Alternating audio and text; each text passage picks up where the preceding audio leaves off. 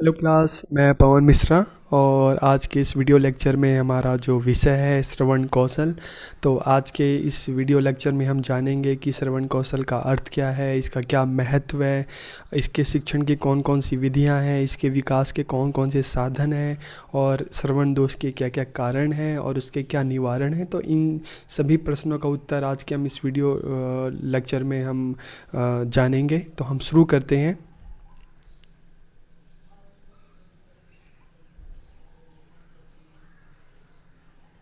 तो सबसे पहले हम श्रवण कौशल का अर्थ देखते हैं। तो श्रवण भाषा सीखने का प्रथम चरण है और चारों भाषाई कौशल में सबसे पहला भी है। कि सबसे पहले अगर बच्चा पैदा होता है तो सबसे पहले क्या सीखता है, सबकी बातों को सुनता है और सुनकर फिर धीरे धीरे जब बड़ा होता है तो उसको बोलने की कोशिश करता है। तो श्रवण भाषा सीखने का प्रथम चरण है और चारों भाषाई कौशल में सबसे पहला भी है। श्रवण कौशल का संबंध कर्ण अर्थात हमारे कानों से है। श्रवण का अर्थ होता है सुनना तथा कौशल का अर्थ होता है प्रवीणता। तो श्रवण कौशल को सुनने की प्रवीणता कहा जा सकता है कि सुनना और सिर्फ सुनना ही नहीं, सुनकर समझना, बातों का अर्थ ग्रहण करना। तो इसको हम कहते हैं श्रवण कौशल। श्रवण कौशल के लिए यह जरूरी है कि जब हम किसी की बातों को सुनते हैं तो पूर्ण धीरज के साथ और अंत तक सुनकर ही निर्णय लेना चाहिए। तो सामने वाले की बातों को पूरा सुनना चाहिए, उसको रोकना नहीं चाहिए। पहले सामने वाले की बातों को सुनो, समझो, फिर उस पर मंतव्य दो। विद्यार्थी कविता, कहानी, भाषण, वाद विवाद, वार्तालाप आदि का ज्ञान सुनकर ही प्राप्त करता है और उसका अर्थ भी ग्रहण करता है। श्रवण कौशल में निपुण बालक का वाचन कौशल भी बेहतर होता है। जो सही से सुनता है वो वही सही से बोलता है। सुनने से बालकों का मानसिक और बौद्धिक विकास होता है। अक्सर ज्ञान जो है हमें सुनकर, हम जब छोटे बच्चे जब धीरे धीरे बड़े होते हैं तो ज़्यादातर चीज़ें सुनकर ही सीखते हैं और स्कूल में जाने के बाद वो पढ़ना लिखना ये सब सीखते हैं। लेकिन प्रारंभिक दौर में जो बालक है वो सुनकर ही चीज़ों को सीखता है। और हम देखते हैं, अगर हम अगर शिक्षा पद्धति देखें, गुरुकुल की बात करते हैं, वैदिक काल में, बुद्धिस्ट काल में, तो इन समय में देखते हैं तो जो शिक्षण अधिगम जो था वो सुनने के द्वारा, कि गुरु बोलते थे, बच्चे सुनकर ज्ञान को ग्रहण करते थे। तो सुनने से बालकों का मानसिक एवं बौद्धिक विकास होता है। यदि विद्यार्थी की श्रवण इंद्रियों में दोष है, मतलब कान में उनके दोष है और वह ठीक से नहीं सुन सकता, तो जब ठीक से सुन ही नहीं सकता तो बोलकर अपने भावों को अभिव्यक्त करना भी उसके लिए बहुत ही मुश्किल है। अतः उसका भाषा का ज्ञान शून्य के बराबर ही रहेगा। तो एक अच्छा श्रोता ही एक अच्छा वक्ता बन सकता है। फिर हम श्रवण कौशल के महत्व की बात करते हैं। तो बच्चा जन्मोपरांत ही सुनने लग जाता है। कि जब बच्चा पैदा होता है तो सबसे पहले वो क्या करता है, चीज़ों को सुनता है। तो ये ध्वनियाँ उसके मन मस्तिष्क पर अंकित हो जाती हैं और बच्चे के भाषा ज्ञान का आधार बनती है। और बच्चा सुनता है, दूसरों को सुनकर ही फिर अनुकरण करता है, बोलने की कोशिश करता है। तो सुनना और बोलना, सबसे पहले सुनना फिर बोलना। और विद्यालय में जब जाता है तो बच्चा पढ़ना लिखना ये चीज़ें भी सीखता है। लेकिन प्रारंभिक दौर में सुनना सीखता है बच्चा सबसे पहले और फिर बाद में उसका अनुकरण करता है। तो अच्छी प्रकार से सुनने के कारण ही बालक ध्वनियों में के सूक्ष्म अंतर को समझ पाता है, जैसे चिंता, चिता, कम, काम। तो इस तरह के ध्वनियों को सूक्ष्म अंतर जो होता है सही प्रकार से सुनकर ही हम उसमें अंतर को समझ सकते हैं। श्रवण कौशल ही अन्य भाषाई कौशल को विकसित करने का प्रमुख आधार है। क्योंकि बच्चा सुनना सीखता है तो सुनने के बाद उसका अनुकरण करता है, बोलता है, फिर पढ़ता है, फिर लिखता है। तो श्रवण कौशल ही अन्य भाषाई कौशल को विकसित करने का मुख्य आधार है। अगर बच्चा सुनेगा ही नहीं तो बोलेगा क्या, और जब सुनना बोलना ही नहीं होगा तो लिखेगा क्या, पढ़ेगा क्या। तो श्रवण कौशल ही अन्य भाषाई कौशल को विकसित करने का मुख्य आधार बनता है। इससे ध्वनियों के सूक्ष्म अंतर को पहचानने की क्षमता विकसित होती है। श्रवण कौशल शिक्षण के महत्व की हम बात कर रहे हैं। तो इससे अध्ययन की आधारशिला भी कहा जाता है। इससे वाचन कौशल का विकास होता है, क्योंकि हम सही से सुनते हैं तभी हम सही से बोल सकते हैं। तो इससे वाचन कौशल का भी विकास होता है और इससे लेखन के विकास में भी सहायता मिलती है। कई बार हम सुनकर, जब बच्चा सुनना सीखता है, सबसे पहले सुनता है, फिर बोलना, फिर पढ़ना, फिर लिखना। तो पहला भाषाई कौशल में पहला स्थान रखता है श्रवण कौशल, तो इसलिए इसको अध्ययन की आधारशिला भी कहा जाता है और इससे लेखन के विकास में भी सहायता मिलती है। यह व्यक्तित्व के विकास के लिए सहायक है। श्रवण के उद्देश्य की बात करते हैं कि अगर हम बच्चों के श्रवण को विकसित करना चाहते हैं, श्रवण कौशल को विकसित करना चाहते हैं, तो श्रवण कौशल के उद्देश्य क्या होने चाहिए। तो श्रुत सामग्री को भली भांति समझकर सुनकर अर्थ ग्रहण करने की योग्यता का विकास करना बच्चों में, विद्यार्थियों में भाषा व साहित्य के प्रति रुचि पैदा करना, विद्यार्थियों को साहित्यिक गतिविधियों में भाग लेने व सुनने के लिए प्रेरित करना, श्रुत सामग्री का सारांश ग्रहण करने की योग्यता विकसित करना बच्चों में, भावों, विचारों व तथ्यों का मूल्यांकन कर सकना, इस योग्य बच्चों को बनाना। फिर धैर्यपूर्वक सुनना, सुनने के शिष्टाचार का पालन करना, कि ये नहीं कि कोई आपसे कुछ बोल रहा है तो आपका ध्यान कहीं और हो, आप कहीं और देख रहे हो, फ़ोन पे बात कर रहे हो, तो नहीं। सुनने का शिष्टाचार मतलब सामने वाला आपसे बोल रहा है तो आप उसकी तरफ देखो, सुनो, उसकी बातों को अनदेखा नहीं करो। तो ध्यानपूर्वक सुनना, सुनने के शिष्टाचार का पालन करना। ग्रहणशीलता की मनस्थिति बनाए रखना, कि ग्रहणशीलता की मनस्थिति का मतलब है कि सामने वाला बोल रहा है तो उसको ग्रहण करना, उसको ध्यानपूर्वक सुनना। तो ग्रहणशीलता की मनस्थिति बनाए रखना, उसकी बातों को अनदेखा नहीं करना। तो ग्रहणशीलता की मनस्थिति बनाए रखना, जो सामने बोल रहा है तो उसको ग्रहण करो, ध्यानपूर्वक उसको सुनो। शब्दों, मुहावरों व उक्तियों का प्रसंगानुकूल भाव व अर्थ समझना, कि प्रसंग के अनुसार जो मुहावरे, जैसे मुहावरे हैं, शब्द हैं, उक्तियां हैं, तो प्रसंग के अनुसार बोले जाते हैं। तो आपको ये चीज़ों को समझना कि जो मुहावरे या शब्द बोले गए हैं किस प्रसंग के अनुसार कौन से मुहावरे का प्रयोग सही है, शब्दों का प्रयोग करना है। तो हमें तो प्रसंग के अनुसार, प्रसंगानुकूल भाव, अर्थ, मुहावरे, इन सब का प्रयोग करना।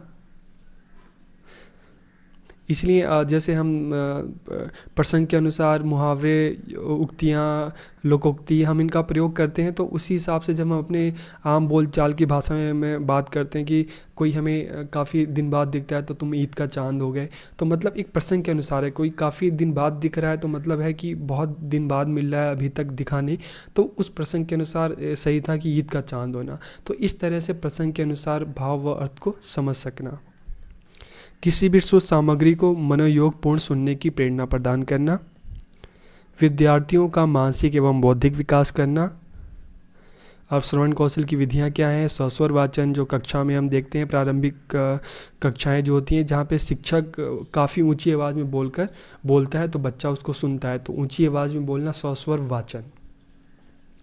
तो प्रारंभिक दौर में हम देखते हैं कि इसी तरह शिक्षक कक्षा में तेज़ आवाज़ में बोलता है तो बच्चे भी उसका अनुकरण करते हैं तेज़ आवाज़ में। तो सस्वर वाचन। फिर प्रश्नोत्तर विधि, प्रश्नों के बार बार जो शिक्षक है प्रश्न पूछता है तो बच्चा उसको ध्यान से सुनता है, तो इस तरह से प्रश्नों के माध्यम से भी उसके श्रवण कौशल का विकास होता है। प्रश्न उत्तर के माध्यम से कहानी सुनना, कहना और सुनाना, तो बच्चा कहानी बहुत चाव से सुनता है, तो कहानी कहना और सुनाना भी श्रवण कौशल के विकास करने का एक विधि है। श्रुतलेख, श्रुतलेख मतलब सुन के लिखना। अक्सर हम कक्षाओं में देखते हैं कि शिक्षक बोलता है, शब्दों को बोलता है और विद्यार्थी उसको सुनकर लिखता है। तो श्रुत मतलब सुनना और लेख मतलब लिखना, सुनकर लिखना।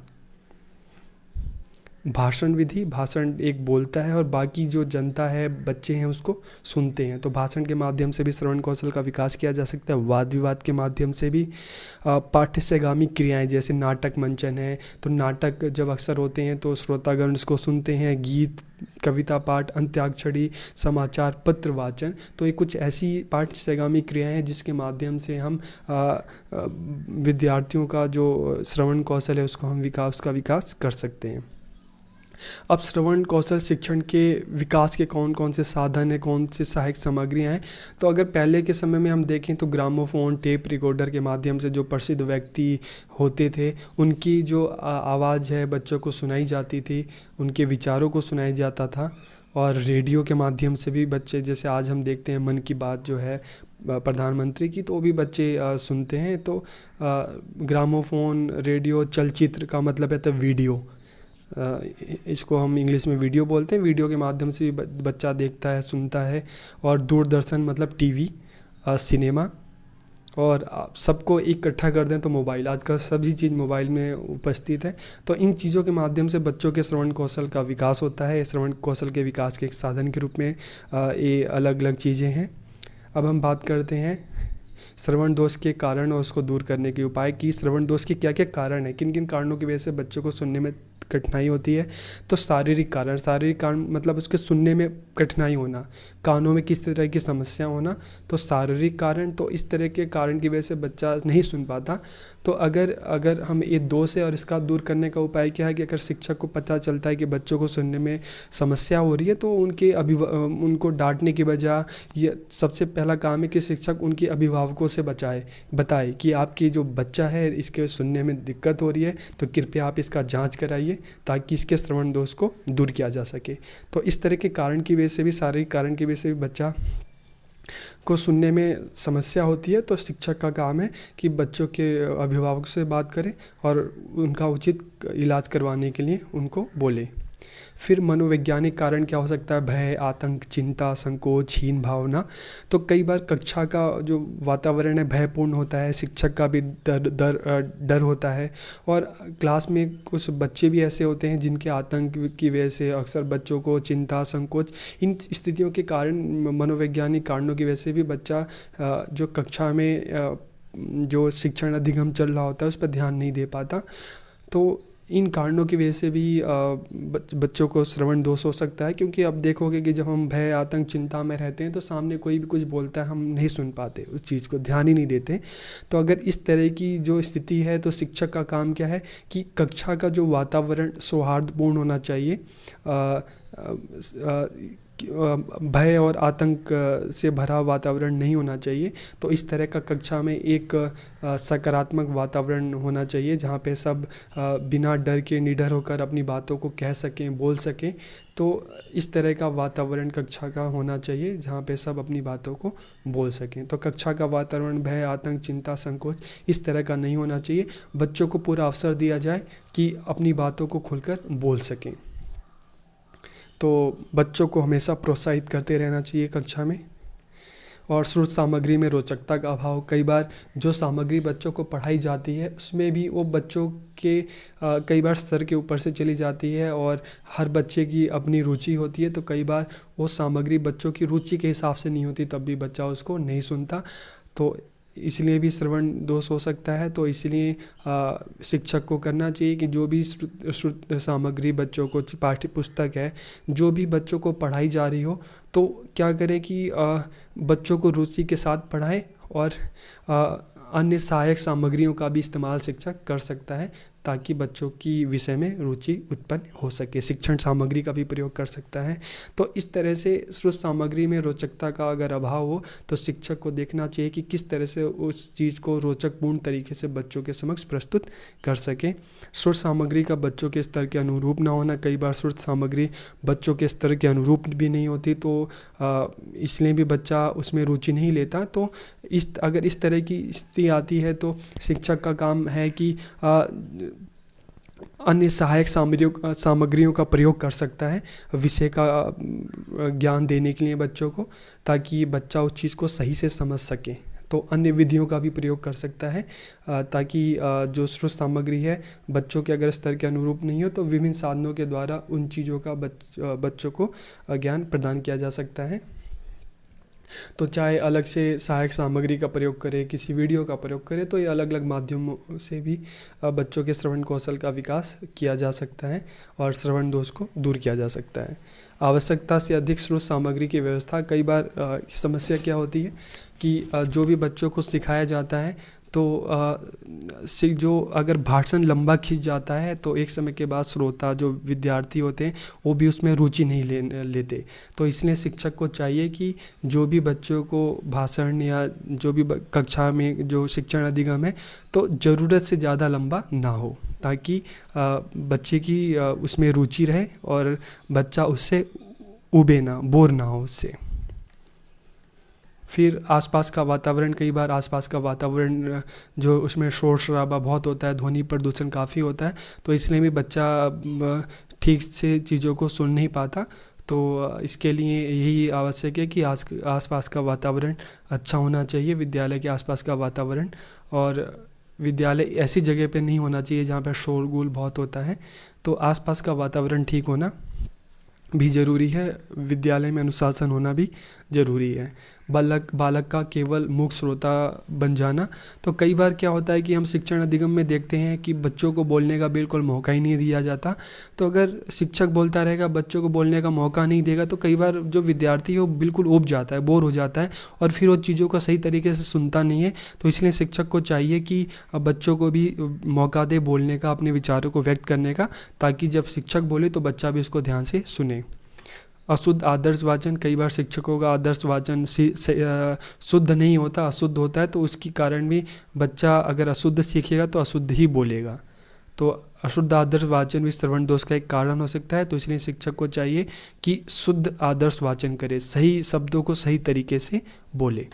शिक्षकों में शिक्षण अधिगम के प्रति रुचि का अभाव, तो कई बार शिक्षक में शिक्षक में खुद ही जो चीज़ पढ़ा रहा होता है, शिक्षक की उसमें खुद रुचि नहीं होती। जब शिक्षक की खुद रुचि नहीं होगी पठन सामग्री में, जो बच्चों को पढ़ा रहा है शिक्षक, तो जब शिक्षक की खुद रुचि नहीं होगी तो बच्चों को समझाएगा क्या? तो जब पढ़ाने वाले में रुचि नहीं होगी तो सुनने वाला भी उसमें रुचि कहाँ से लेगा? तो शिक्षकों में रुचि के अभाव की वजह से भी बच्चा उसको ठीक से नहीं सुनता, बच्चे का विषय की तरफ ध्यान नहीं होता, ना ही शिक्षक की बातों की तरफ ध्यान होता है। तो ऐसे में शिक्षक को चाहिए कि जो भी बच्चों को पढ़ाए, जो भी पाठ्य पुस्तक जो भी बच्चों को पढ़ाए, तो उसमें उसकी रुचि होनी चाहिए। उसकी रुचि होगी तभी बच्चा भी उसमें रुचि लेगा।